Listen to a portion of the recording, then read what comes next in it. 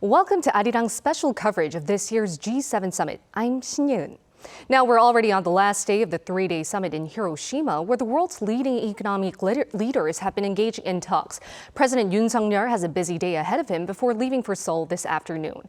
And an important announcement has been made. President Yoon will meet with his Ukrainian counterpart, Volodymyr Zelenskyy. Now, it's the first time the two will meet in person. For more, let's connect with Kim Do-yeon, who's at the G7 Summit's International Media Center in Hiroshima.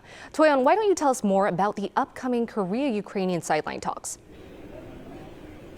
That's right, yeah. President Yoon will meet Zelenskyy for a short sideline meeting this afternoon, according to the top office. Now, President Zelenskyy, of course, being in the dire situation that he is in currently, wanted to meet as many leaders as possible while he's here in Hiroshima, and President Yoon has accepted the request to do so. Now, it is important to note that this only comes just a few days after the Ukrainian First Lady, Olena Zelenska, visited Seoul. And she then was invited to President Yoon's office, where the two talked about furthering the humanitarian support to Ukraine from South Korea. So it's clear that the two countries have been in touch. South Korea has been one of the stronger supporters of Ukraine regarding this humanitarian assistance. Ukraine has requested lethal weapons before, but South Korea has kept its stance on not providing arms. President Yoon, however, recently said this stance would change if there is a serious war crime by Russia against Ukrainians that the world can't ignore or condone. So let's see what the talk results in. For sure. And another highly anticipated event is set to happen today, the trilateral side meeting between Seoul, Washington, and Tokyo. Do we know what's expected from that event so far?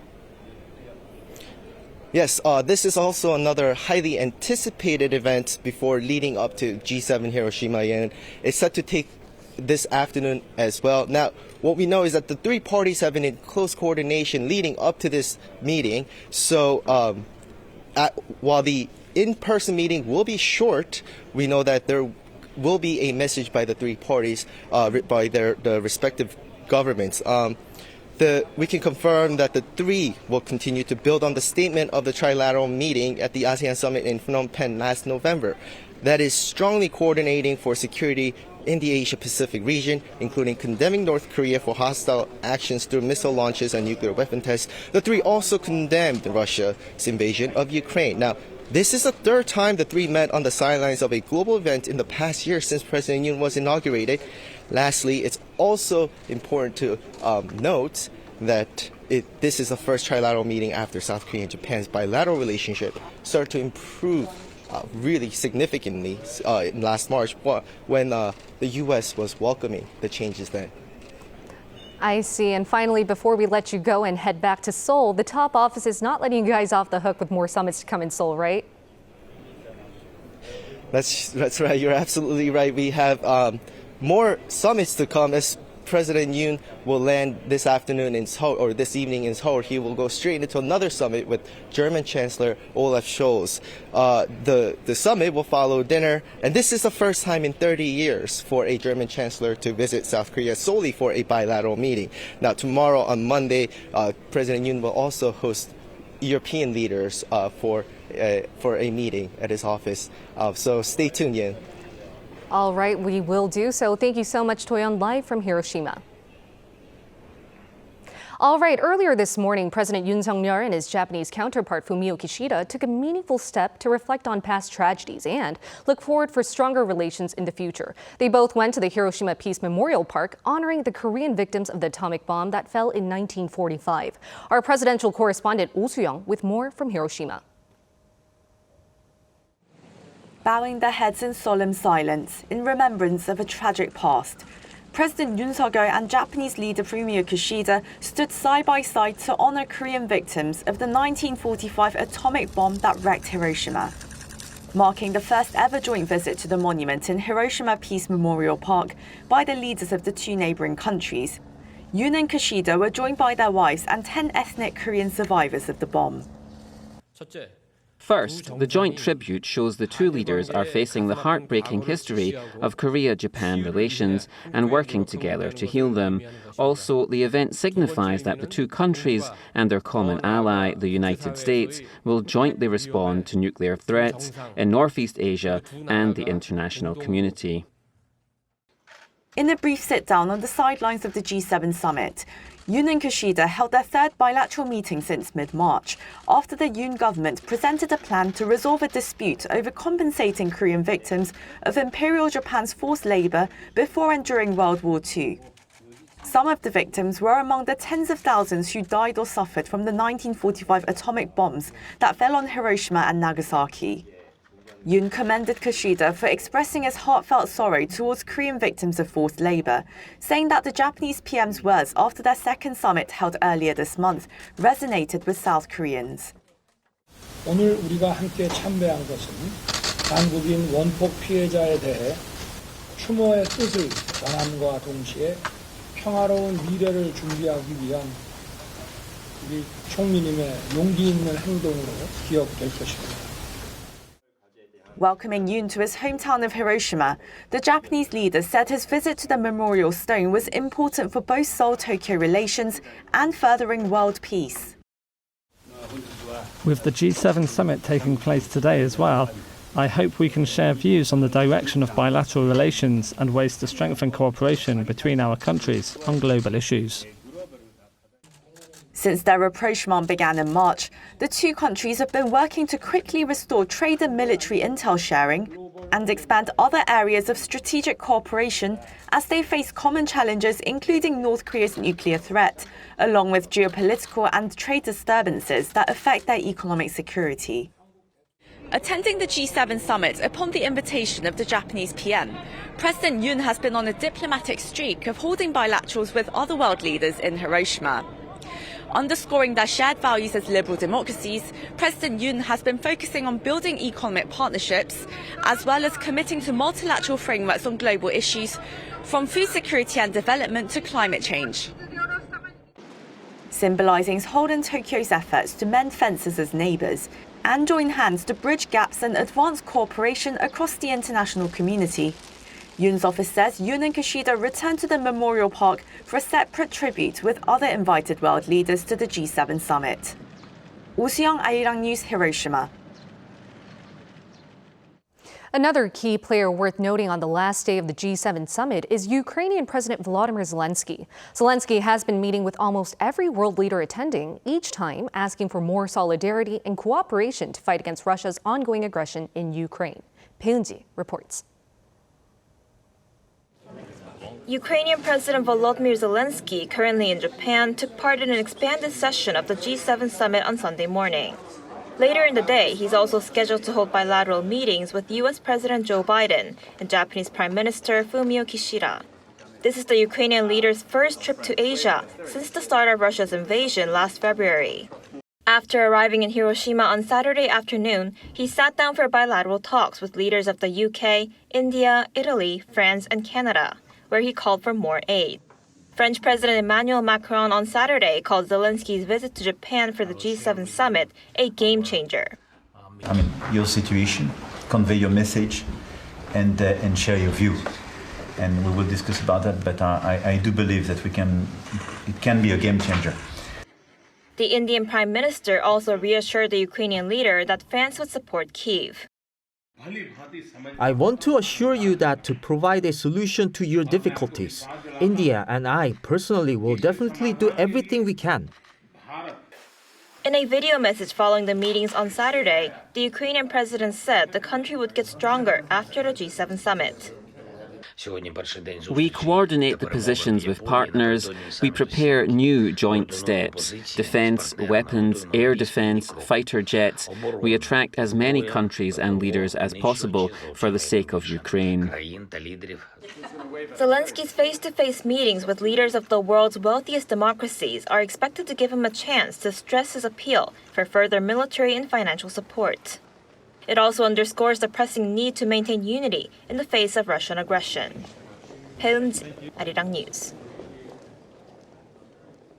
President Yoon Suk-yeol made his official debut at the G7 summit by speaking at the expanded sessions on Saturday. There, he pledged to double South Korea's annual aid through the United Nations World Food Program. He also vowed to pour in an additional $24 million to help fight infectious diseases. Our Lee Si-hoo has details. President Yoon Suk-yeol vowed to contribute to food support and combating diseases in developing countries. He made the commitment at the first G7 expanded session held on Saturday in Hiroshima. Delivering a speech, Yoon pledged to double South Korea's annual aid through the United Nations World Food Program from the current 50,000 tons of grain to 100,000 tons a year.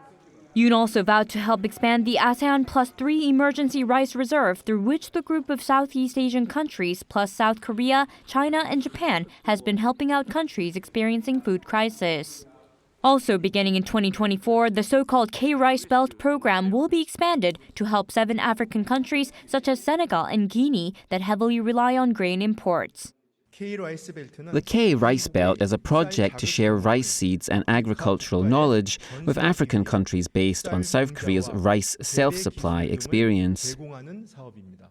South Korea will also contribute to combating infectious diseases in developing countries, providing an additional $24 million to the Coalition for Epidemic Preparedness Innovations.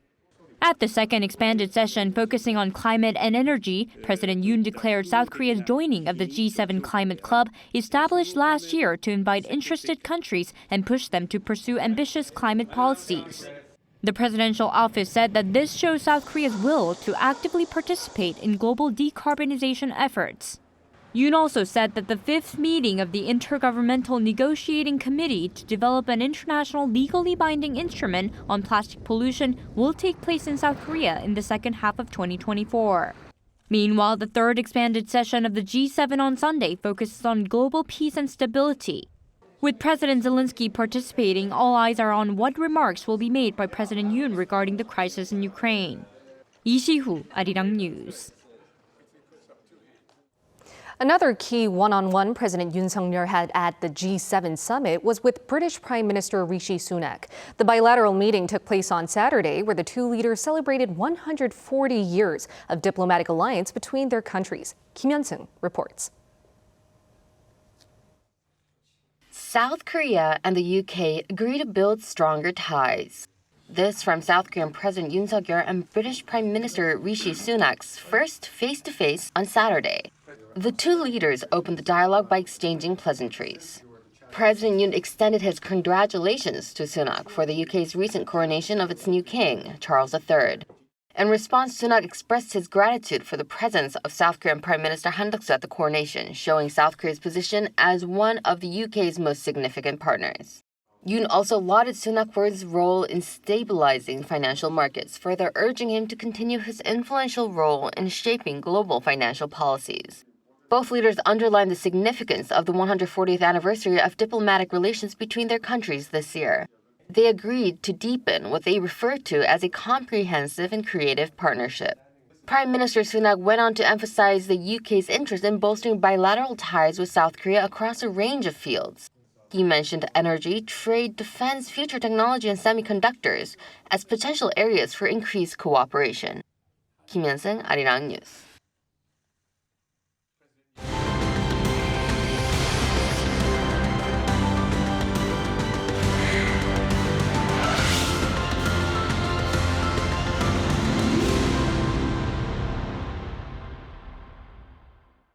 Throughout the past 3 days, various issues regarding agriculture, bio, and climate change have been addressed at this year's G7 summit. But we're still expecting many critical talks to take place. One of those will be a meeting between the leaders of South Korea, Japan, and the United States. For more on this, we're going to hear from Dr. David Tizard, Professor of Korean Studies from Seoul Women's University. Welcome, Dr. Tizard. Good morning. Thank you for having me. All right. Now, the last trilateral meeting between South Korea, the U.S., and Japan happened back in Cambodia. At the time, they discussed the need for stronger economic cooperation and security alliances against Pyongyang's nuclear threat. So what can we expect from a relatively short sideline talks later in the afternoon? I think we can expect more of the same that we have. We can expect the good times to continue rolling between Seoul, Tokyo, and Washington. President Yoon, President Biden, and Prime Minister Kishida, they seem to be enjoying good relations with each other. And I think it's quite a boon for South Korea that despite the G7 taking place in Japan, and despite not being a member, President Yoon seems to be playing not a pivotal role, but he seems to be playing a role that is recognized by the world's press. He's there. He's meeting with various people, both publicly and behind closed doors. So we can expect to see more of this. In your previous segments, you had President Yoon addressing things like climate change and food shortages and things like this. These are very, very important, but they're also rather non-controversial. These are things that all countries around the world can more or less agree on them. When it comes down to what we're seeing with G7 at the moment, we're seeing a division of the world in some parts, or at least a possibility. We know that Chairman Xi Jinping in China is meeting with his friends there. And so we're getting this division on terms of values, on terms of democracy and economic cooperation. To me, it's very interesting that previously in the Cold War, we used to imagine that the West was the one that would give economic grants and support and not worry too much about ideology. It was about a free market and open societies, and the East and China were very concerned with ideology. That seems to have been switching at the moment.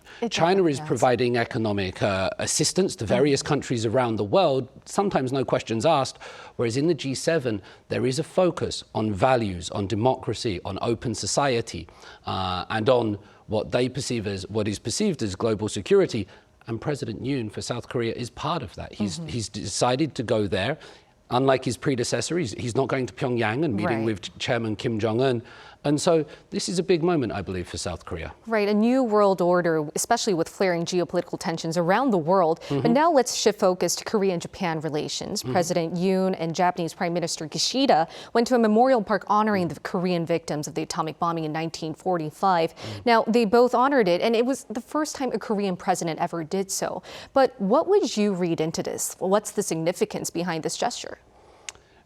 Seoul and Tokyo are coming together closer than they have been in a long time. And this is part of President Yoon's policy. And it was part of what he campaigned on. He wanted to bring Seoul and Tokyo back together. Now, as they do this, because of historical antagonisms, because of the reality of what has gone on in the past, there is a need sometimes, I think it's inappropriate to call it soft power or window dressing or messages, but both of these leaders have made a point of going to various places of historical memory in both South Korea and Japan and paying their respects. So as they are moving forward with their relationships with each other, they're showing the public, they're showing the people of both South Korea and Japan, we are conscious of history. We know what has gone on before in the past.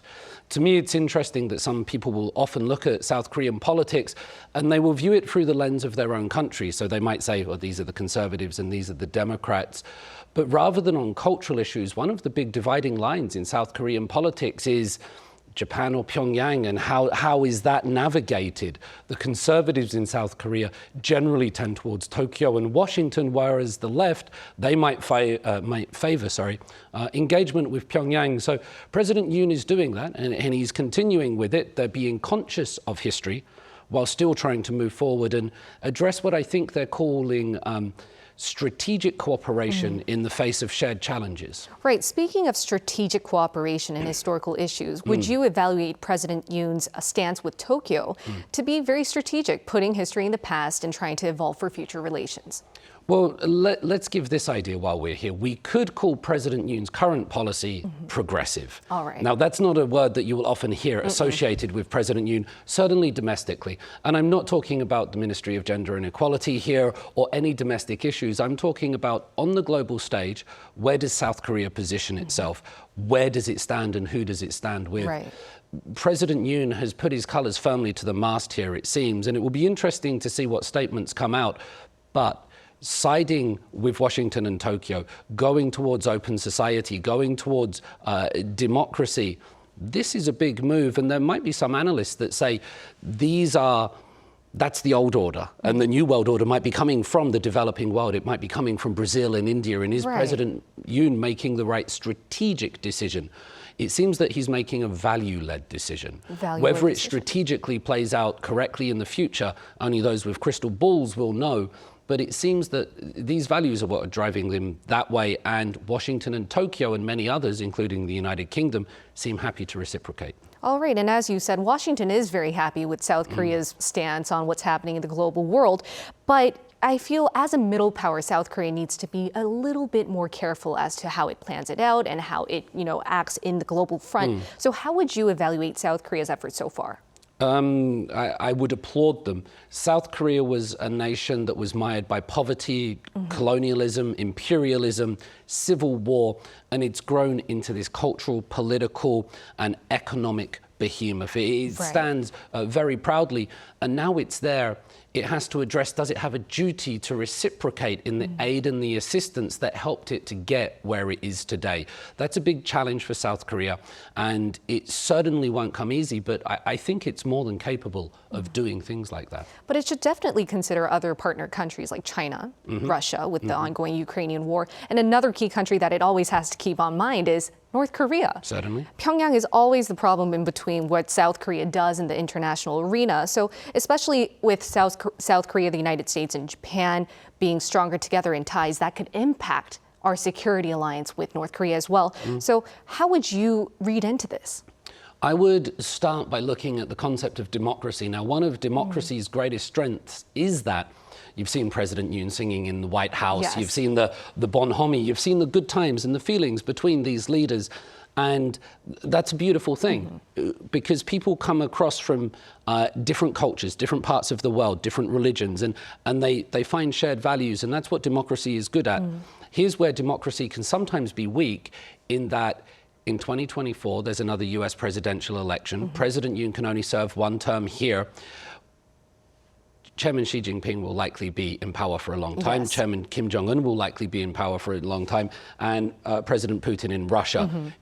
Other situations permitting and health and things like that, this could all change in a matter of a year. And if, for example, if President Trump takes the White House or somebody else does, we honestly don't know. We cannot predict these things. That's where this can be rather difficult for South Korea to navigate, because while you have some kind of stability or the ability to forecast what certain nations will be doing in the future strategically, it's very hard to say what Seoul will be doing in the next presidential election, and Washington and France and the United Kingdom and all around the world. So that's the strength and the weakness of democracy that South Korea is trying to navigate. For sure. And why don't we move on? I would like to ask you what you think about middle powers joining these types of events like the G7 summit. It's a very big global front where they can talk with different leaders. But we're also going to be seeing South Korean president meet with Ukrainian counterpart Volodymyr Zelenskyy. What do you expect to be discussed there? I expect the photo ops to be very good. I'm not sure whether President Yoon can come out and make a bold statement will be very interesting. In terms of middle power, in terms of what South Korea can do here, I'll probably make two very brief points. The first one is you don't ask to be a member of an elite club. You wait until they ask you. That's how these things work. It doesn't pay to go knocking on doors and say, please let me in. I think South Korea is conscious of that, and it's not going to be making any moves to make it a G8, at least publicly, especially with other big contenders. The other thing certainly might be this, that President Yoon, he has a lot to do here, and let's see what goes on with President Zelenskyy. All right, and last but not least, as I mentioned before, we're seeing much more countries join this G7 summit. We've seen the headcount double, actually. What do you think about more middle power countries joining major international events like the G7 summit?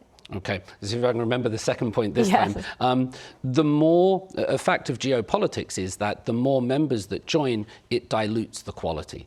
That's just simply what happens. The more members you have, the harder it is to negotiate and get things done. On the other hand, you could say this, that the G7 is currently very North Atlantic, it's very Anglo-Saxon, it's very white apart from Japan. And this is a very important region of the world. So South Korea does have an argument to make that we can shift this pivot over here. And it's a reasonable argument, yes. And one last question I have for you actually is what the general public is talking about. What are they most interested about South Korea's stance in the G7 summit? There is no general public, I say that, because a lot of the South Korean left will be up in arms about what's going on, and just in the same way, the South Korean right will be supporting and applauding that. And internationally, there will be people looking at this as well. In Tokyo, in Japan, there are people protesting what's going on. They're not happy that President Biden is in Hiroshima, where the United States dropped bomb On the other hand, there are people supporting it. So it's very divisive, and that's why I think we see a lot of behind-the-scenes talks, as well as a lot of things played for the media, these visits to certain places so they can get this message across and try to move forward. I think deep down, we all know what Seoul, Tokyo, and Washington want in the current administrations.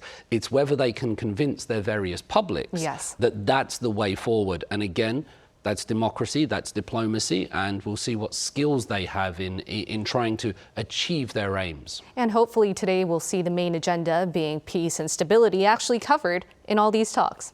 We will, but it will only be unilateral message. It will be one part of the world talking to themselves and sending their message over. It won't be people sitting down together with their antagonistic partners. And that's the next challenge, and that's why we do see the divide here. And perhaps going forward, this is the start of where we might be bringing these things together, but the message at the moment is still, let's say, unilateral. All right. Thank you so much, Professor Tazard. Thank you. All right. Now, that's all we have for you at this hour. We'll be back at 6 p.m. Korea time. Thank you so much for watching.